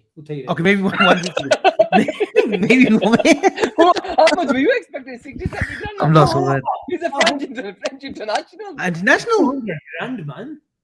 Oh, someone in the 200 grand, someone in the comments, can someone pull up how much Pavard is earning right now in Bayern Munich? Don't tell me per year. Tell me per week, please, in the comments. And please, can you like this stream as well? Everyone in the comments, please like. There's 230, 240 of you guys in here. Like the stream. You know, we're going overtime today. You know, we've gone 1 hour, 30 minutes. You know, we might even give you 3-4 hours. You know, if Gina doesn't have to get called up by the buddy to go upstairs early, he might even stay for the third hour. But listen, okay, I tell you what, realistically, Simicast gives us 10. 180k a week, my mom's on me. One saying 116. Yeah, a week, one saying 180. AV, my doppelganger is saying that 180. One saying 125, one saying 96 euros. Bro, they've all lost the plot here. But look, if we're looking at guys, look, if we look at Simicast, that brings us 10. Nat Phillips maybe brings us 7, right? And then the third, possibly maybe Matip. You know what we should do, Avi? You're good at compilations. Okay, guys, one second. Do a Nat Phillips compilation. Would you sell Robbo? Would you sell Robbo for a centre back, a top quality one? No, I wouldn't. Would you have sold Robbo? Okay, what if I said to you, Robbo, we get what, 40-50 million pounds? We went for. We're not going to get 40-50, Gene. Come on, get off the mushrooms, son. We're not getting 40. We're not going to get 40-50 for Robbo at 29. Bulija, yar. 29. Yeah. I thought it was 27, man. I've forgotten, bloody No. He's 29. He's going to be 30 in March. Yeah. No, I wouldn't sell Robbo. I would look at Matip. What about if a 20 million pound offer came for Harvey Elliott? 20 million.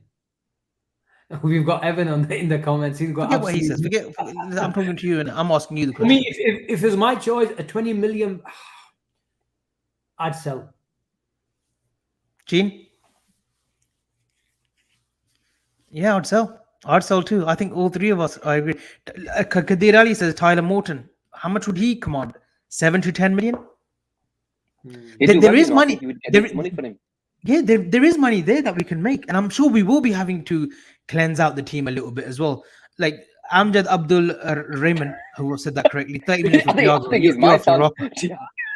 He's off his rocker for 30 million. I think, but if the Saudis come knocking, a 15 million isn't fast. It's not a stretch. It's not a stretch to get 15 million out of Thiago from Saudi. 35 million Dom goes for Harvey Prem proven 19-year-old. No, he's not proven for me. I'm sorry. I'm sorry, Dom and B. Welcome to the chat. Welcome to the channel, but not 35 for Harvey. Come on. He's not Prem proven. Not for me. Is he Prem proven for you too? I don't think so. Not yet. He's not a Prem failure as well because he just hasn't had the time. Super Tiger saying Elliott future homegrown status is worth more than 20 million. Fair enough. Fair enough. Fair point. Dom and B saying if Lavia trying to command 50 million, surely Harvey has to go for at least 35. He's come back with a rebuttal there. Yeah, it is. That's a fair comment. Asim, Lavia, if Southampton are commanding 50, why aren't we in our... And to be fair, when you look at the money that we have recruited for Jordan Ibe, Solanke, Dwayne Brewster, he has a point. So maybe he's slapped us all in the face with that one. With a great comment. You came out with that 20 million figure, didn't you? Yeah, but you two both agreed to it. You two both idiots said yes, nodded your head like this. Yeah, because if you put yourself appointed as a director, then you could have said no, Avi. I think we can get a little bit more. But you're the boss. You're the director. We can't say anything from the director. And you know what? Me and Avi have gone today. Mr. Dills 1, 2, 3. Gibbs White went for 35 million after a championship season. So no. Fair enough. How many players are Nottingham Forest going to buy? We'll just send them to them. Sorry? I go, how many players are Nottingham Forest going to buy this summer? They bought about 50, 60 million last summer, so I'm sure we can ship a few to them this summer. So Keller has still, there's question marks there that we could sell. Simicast, that's 2. Nat Phillips, 3. Matip, maybe. Gomez, I think, will be retained because of the homegrown. Harvey Elliott, I think, will be kept. Maybe out on loan as well. No, that's fine. All right, something out of the norm. Last sort of 10, 15 minutes, wrap up. Teams that are doing business around us. We'll start off with the champions, the treble winners. We've got to give them that respect. Cheers. Carry on. That's what they are, aren't they? We've got to give them that respect. Go through it all, then forget the respect. They ain't no respect from me. How many charges have they got on them now, Lavia? Guys, I'm sick and tired of hearing about charges and court cases. They're going to win them all. They've got a great legal team. They're going to win them all, unfortunately. Or they'll let go with the little financial charge. It doesn't matter anymore. Let's talk on the football pitch, though. Gundogan, a massive, massive player for them, a legend for them. Leaves, has joined Barcelona. They've got in Kovacic. Not sure if it's a natural replacement, but that's their first. That's their first business of the summer. Gene, good business from their end, getting Kovacic in, Gundogan going so far. Look, it's a decent business, isn't it? He is injury prone. I know he always sort of had a worldie against us whenever we played against him. But good, experience, played at the highest sort of level, so it does sort of make sense. Yeah, different players, but makes sense from Man City's pub. Obviously, I think Joyce has come out with the article today that they're putting £86 million bid for Guardiola. That is an amazing sort of player. You can't really knock that. They'll probably let go of Laporte. There's talk, obviously, with Bernardo Silva. They'll recuperate, decent money from the Saudis for if he does decide to go to Saudi around the £60 million mark. So look, Man City, they're going to spend. They've got the money and they're going to spend. I think they'll bring in at least 2 more players. But losing Gundogan and Bernardo, it's gonna hit them. Bernardo's not done though, right? He's not done yet. Not done yet. No, not done. If they lose him, and it'd be huge. And whoever comes in, it's going to be massive. Guardiola system, all that sort of thing. I know they've got, let's say, Foden that will probably come in for Bernardo in that sort of role. But Gundogan's a big mister. Relied on him. He's an amazing goal scorer, amazing footballer. He was always there when it mattered. And to replace him, it's not going to be easy. I'm just glad Kovacic is not going to be playing against us. Every time we seem to be playing Chelsea, Kovacic and Kante seem to be like unbelievable on the day. So I'm just glad that he's gone to City and we look after them on a different day. But yeah, I agree with Gene, Avi. I think make that wait 1 minute, Gene. Make that make sense. You're glad that Kovacic is not playing against us, yet he's playing for the best team in England, and he will be playing against us. Why? I said that is because I don't think he's as good as Gundogan. Gundogan is unbelievable. There are not many Gundogans around. Why? Because how many players? And we've got the next Gundogan, I think. The guy he's going to have Rodri and De Bruyne next to him. De Bruyne. He's going to a better team. De Bruyne. Surely Kovacic under Pep Guardiola gets better too at 28. With all due respect, KDB is unbelievably good. I think his hamstrings will need to be managed next season. We saw him break down in the Champions League final. We saw him come out after it and say, I've been sort of managing it for the last 2-3 months. And they need to manage him. Haaland didn't pick up many injuries this season. He's got a history of picking up injuries. With that body, similarly, sort of something like Kanate for us, is that body, big, muscular lads. They're bound to pick up some injuries, but then someone will turn around and say, we're going to get one with Salah. How many years has he gone without picking up one? So, yeah, I get that. But in terms of Gundogan as a player, as a sort of person, the mind, the big game on the big day, he's a match winner. Not just a big game player. He wins matches. He wins finals from. We have seen it for the last 2-3 years. He comes when they really, really need, when they're really down. That last 3-4 months patch, Gundogan is unbelievable for them. And Atik says Gundogan is almost irreplaceable. And their more natural fit was McAllister for me. And we've got him. So that really breathes me with confidence. Groundwork was done early, Asim, in the Mac deal. That's why we got him. 100%. So, look, they're the benchmark. Obviously, they're the team to beat.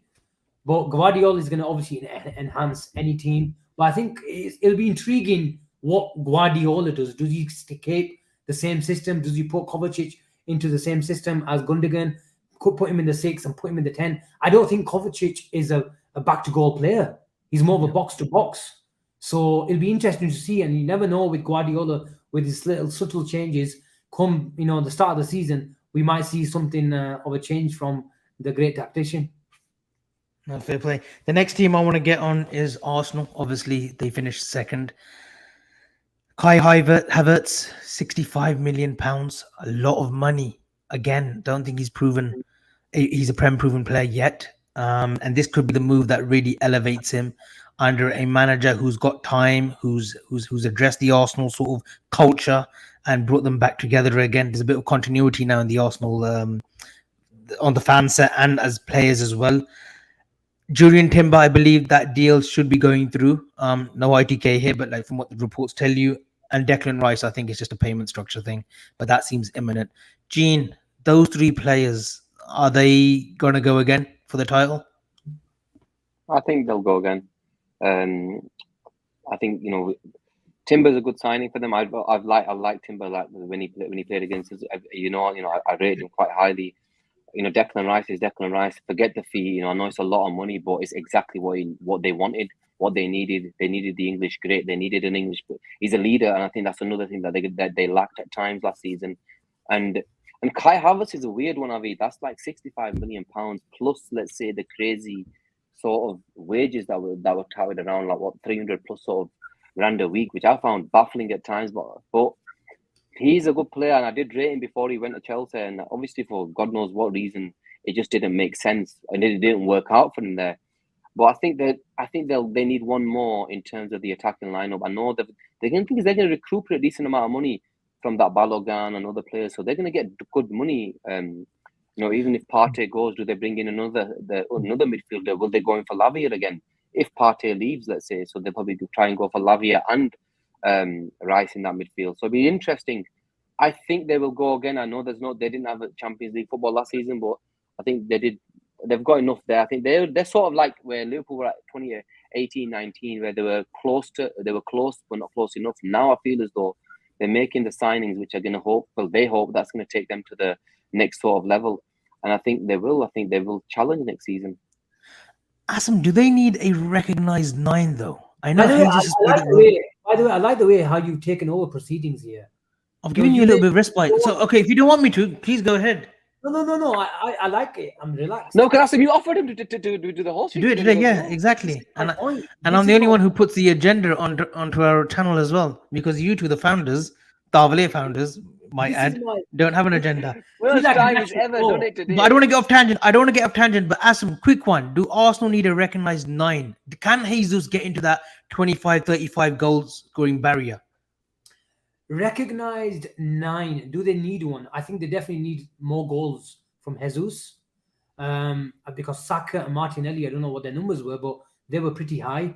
Odegaard's numbers were pretty high in goals and assists.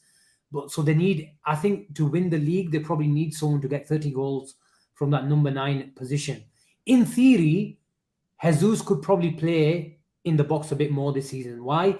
With Xhaka, he wasn't a guy who's more of a destroyer, who's sort of a square peg in a round hole in that position. He did a decent job going out on the wide and in advanced positions, but Havertz will give him a lot more technical ability. And Havertz's numbers are very good. He can't put a ball back in the net, but everything else he does well. Whenever I've seen Chelsea, he does every single thing in terms of his technical ability, bringing other people into play, driving into the box. I think he's one of the top guys in terms of making runs into the box as well for last season. So all his stats, suggest that he is a good player and a good fit for Arsenal, and he's versatile. We talk about Gakpo, we talk about Szoboszlai, fitting different roles for Liverpool. Havertz can do a number 9 position, false 9 position when Jesus is out, and replacing Xhaka is the main thing. Why?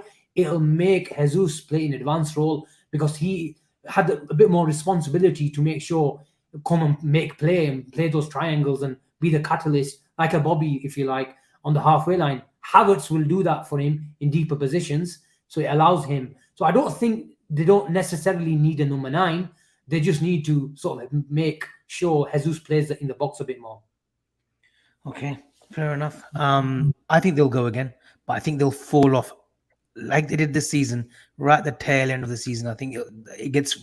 I think the pressure tells when you see the likes of Manchester City just winning game after game after game. I think we'll be there. I think we're capable of doing that run again, like we've proven.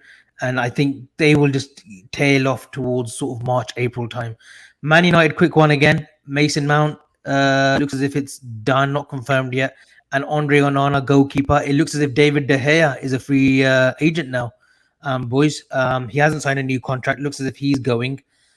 Good business so far from their end. I'm not so sure if you've seen much of Andre Onana. I've seen little bits and pieces. Good goalkeeper. I think he's a good replacement. Brilliant goalkeeper. But Mason Mount, yeah, go on, Gene. Look, he's a brilliant goalkeeper, and I think one of the things that United lacked with De Gea was he was absolutely shy on the ball. He couldn't make a basic pass. He couldn't make. And Onana, he's got both feet. He can spray the ball from any sort of position, man, and he's a fantastic goalkeeper. So if United get him, I think that's a very, very good signing. Mason Mount, look, we all know, all three of us wanted him at Liverpool before he went there. So that's another good signing for United. Look, I hate the bastards. I don't want to talk about them, but they probably will bring in. Sorry with my language and sorry. I know I shouldn't swear, but they probably will bring in. Yeah, you're saying, Avi. I don't know what they'll bring in. I don't know what their budget is, and I know they're on the. People keep saying they're on the verge of being sold, this and that. But just on United, what do they need, and where do you realistically see them finishing next season? 2 questions. They need a striker. Look, it depends. Yeah, 100%. That they need a striker. But the thing with United is right now they will recuperate a lot of money. They've got a lot of players that they can sell as well. They've got loads of players. If they've got rid of Jadon Sancho and Tony Martial, you're talking 70, 80 million there that they can get pretty quickly if they decide to sell them to. So yeah, looking on the whole, I think they will go big on a striker. I think I don't know who that striker is going to be. I know they lost out to Kim Min Jae, who's gone to Bayern Munich. There's talk Mount and Onana's a good start for them. There's talk of Rasmus Højlund, but I think the 9 that they should be targeting, Asim, should be Victor Osimhen. Transformational for them. 130 million quid they want, mate.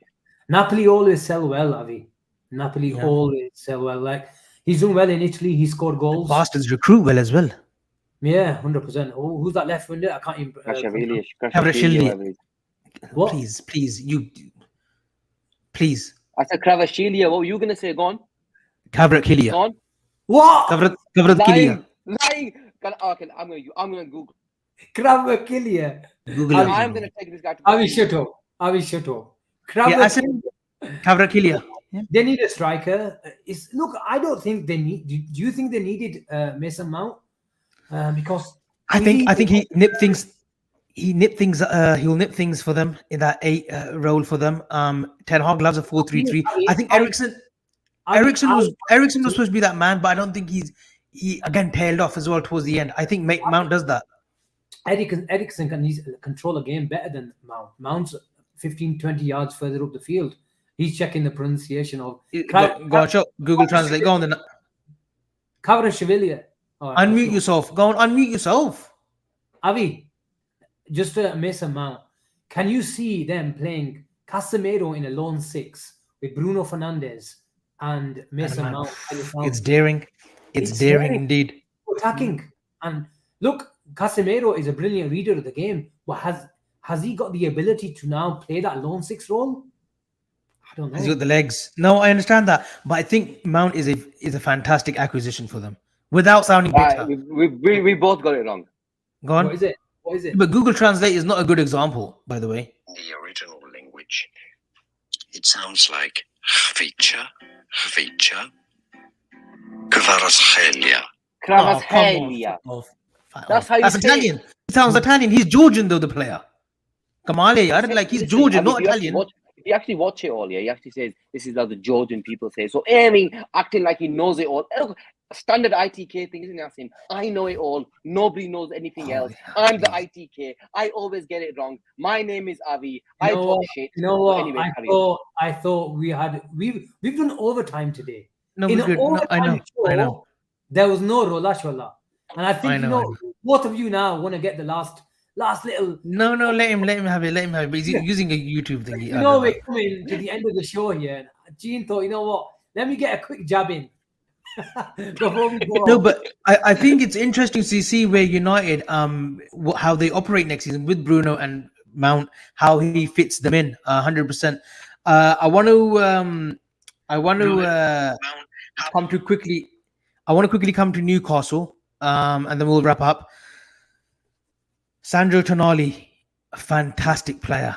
I think he will take time to adapt to the Premiership. He's not the quickest, but he doesn't have to be. He can just be in that centre circle, like we've seen a great Andre Pirlo spraying the pass. I think that's what Eddie Howe has the vision for him, because he's got the runners of Joe Linton and Bruno Gomes, even Jacob Murphy, who can make those darting runs. He will let Tonali dictate that play. Gina, I know you love the Italians as well.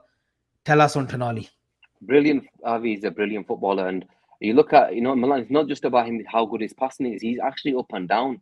You'd be very surprised. He's a baller type of footballer who's actually got the work rate as well, and it goes unnoticed that because people just think he's a Pirlo, and that's what the thing he is, sort of thing. But he's a fantastic footballer. I think they lacked a player like that who can actually get the grip of the game and from the scruff of his neck, sort of thing. And he is a controller, and he's a brilliant signing for them. Look, and you'll see how good he is. Yeah, maybe look. I know there's a question mark on Italians coming to the Premier League. Not many do really, really well, but he's a good footballer, man. And Newcastle have got with him. What's his name? Bruno Guimaraes, and the other one, the Brazilian Joe Linton. Them three, man. Who Joe Linton, by the way, who we laughed at. We laughed at when I suggested that he was a midfielder before he was converted into a midfielder. You said to me, "This is telepathic. I know what you're going to come up." Yeah, this is the reason why we're doing overtime as well, and I can read you like a book as well because I know what you're coming with. Gene, be a man today, Gene. No, listen. I know what you're going to come with. Didn't I tell you guys that Joe Linton can play in midfield? Gene, didn't you say that? Gene, be a man today. No, he did. हमारी गलती तो तुम्हारी गलती है. Gene, tell me. No, I want Gene to tell the world. I want Gene to tell you did, the people. Man, you did. Gene, tell the world. Before Eddie Howe actually made him a midfielder, I said, Joelinton, guys, he's got the legs and the power to play a midfield role. When he couldn't even score a goal in a... I won't say it now, as a number 9, but he performed as a midfielder. Avi, you know what? They are when we even against 10 men, arguably Newcastle were playing the better football. Great football, yeah. Away at St James's Park, they did. I was there, sat up in the clouds, and the intensity was so clear to see. When you saw Newcastle, whether it was on TV or in the flesh, the intensity was so evident. And you know what? Joe Linton and these guys are sort of like actually a big integral part of that. They suit that is why, because they've got the football. It was one game a week though. No. He's been better. Fair play to look. No, they got to the final. They got to the final of the League Cup. How is it one game a week? They still did well. Yeah, come on. He has that selfless role, the sort of Henderson role, if you like. Yeah, where he's got the technicians like Bruno. But he got goals. He got assists though. He combined that with goals and assists. He got the physicality and the intensity of the sort of the way they played. Really suited him. But fair play, Avi. You said he could suit it, and he flourished. So fair play. Thank you. It's always good to be humble, boys, and show a bit of humility there. So thank you. Listen, guys, that's a wrap. We covered that. We'll cover a few teams along the summer, but I've got one more super chat to address from MT Talmizi. Thank you, my friend. Great show, gents. Can see Szoboszlai, Dominik 8, the midfielder, and hit some rock. 8 goals next season. By the way, thoughts of Daichi Kamada to Milan next summer right after Honda? Yeah, look, everyone knows that I'm a big Japanese fan, just because I have clients for my personal work and stuff. I think Daichi Kamada is a great player. I think Moby said that we liked him as well at Frankfurt. He's hit some decent numbers. Very good signing for them. Daichi Kamada is a very, very good footballer. And look, Japanese football is on the rise, man. We saw that in the World Cup when they beat Germany. Some great players, Kubo, Minamino, obviously, and a few others that are coming through. So, yeah, that's a great signing for them. Lads, bus, ho gaya? Evan says, I want a translation. What did we say? The Tumara Humara, that one. No, yeah, that one. Oh, I'll explain to you on WhatsApp. You got a guy who just joined us, but we're gonna have to leave you. Clint Sultan, good evening, all. You never walk alone. Indeed, that is the message. Good evening, and you never walk alone. Thank you for tuning in, boys. Anything? Don't forget to like and subscribe, please. I know Yeah, we've hit. we've given you lot what's the nearly point 2 hours remembering? today. You always 2 hours. remember. You always remember right at the end of the show. It was better late than never, like isn't it? and It's better But late than. look, you know what? But that again, that comes down to look. If people want to like us, they will click that like button. If they want to subscribe, they'll subscribe. There's no point of us pushing that agenda every 10 minutes. Kari jao, like, subscribe, like and subscribe. It's up to the people, man. They want to like us, they like us. Look, we had 250 here. Some of them may not subscribe. That's totally fine. They'll come back again. Eventually, it'll all fall into place. But guys, please, it's been a great show. 4K in the bag. We now look forward to 5K. And we'll look forward to more shows this week. We may do an impromptu show, already letting the people know tomorrow. I know Moby will be coming on a show with me sometime either tomorrow or Tuesday, just looking at some logistics and maybe some breaking news this week. No ITK stuff here, but hopefully with France now out, Gene, before you snigger, France now out of the under 21s, we should be pushing now for Kefir. Are we doing a live show on the coast? What coast? Southampton coast? No. Sorry, that's absolutely awful from you. Please leave the one-liners to me, TK. Let me do the outro. You don't interrupt, okay? Yeah, do it, do it. Anyway, guys, it's been a blessed Sunday. 2 hours in. Gene is gonna get some brie to make the roti. I'm happy to do it. Like, I don't give a shit. I'm happy, mate. I'm gonna have some light lunch. You might get your toast. I'm having a smash burger. I might get my toast. I'm getting a bawa. I'm getting a bawa. Let people know what a bawa is. Let people know what the bawa is. Late night. You know, there's a place where if you... It's like a kebab. No. If you want a bit of everything, Avi, a cheeseburger, cheesy chips, doner, which is mint sauce and chili sauce on top of it, and 2 pieces of masala fish on top. It's called the Jimmy Special. I'm actually giving him a plug here. I hope he tunes in. Baba, wherever you are, if you've got a YouTube account, please have a look. I'm going to clip this and send him it. I'm going to have a Baba. It's 3. What's it called? Jimmy Special. That's what it's called. Okay. Before we wrap up, let's just do this. Take a picture of it today. And before we start the show on Monday or Tuesday, whichever days that we decide to do the show, put it up and see how it looks like. So that people in the comments will know what a bawa is. Because bawa in Punjabi means another word, but I'm not going to say. He's an old man. It's old man. You call it bawa. No, but bawa is another word for. Okay, I won't say. Don't want to know. Yeah, exactly. I'm already got everyone complaining about my language. So bawa, let's see how your bawa looks like. Everyone's saying bawa is legendary. Few comments already. It must be a Keithley thing. It must be a Bradford thing. It is. Chal, guys, this has been a great show. Like and subscribe. Asim, I'll let you do the outro, and we shall see you. No, you've taken over. I've relaxed. I don't even know how to close the show, and we shall see you this week. Thank you. Take care. Bye-bye.